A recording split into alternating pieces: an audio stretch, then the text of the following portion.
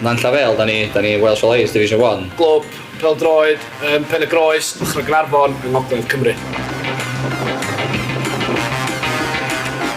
Swn di Greenfield i wedi gorau, cos mae lle rygbi eisiau chwarae, dyn os da ni gael wyn yno, da ni gael lwmp o sesiwn ffordd dol ar y bus. Greenfield i ffwrdd, mae'n o'r gem o pella, mae bob tro'n gem galad yna. Di'r change rooms yn gret, di'r gem yn gret, ond mae bob tro'n lwmp o hwyl ar ffordd nôl.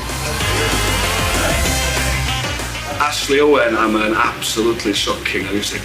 Mae Ashley neu siwr bod ni'n more or less deaf yn do yma. Wel, dwi'n eisiau deud fi, ond fi ydy'r dysgu yn DJ.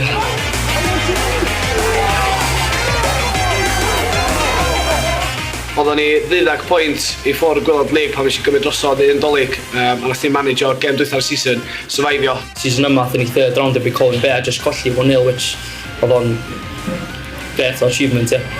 Dion! Cydwra! Dim pwynt ni yma!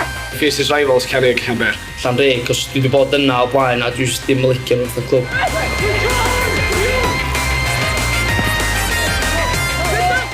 Rhaid di toilet am y bwtw o glorfer.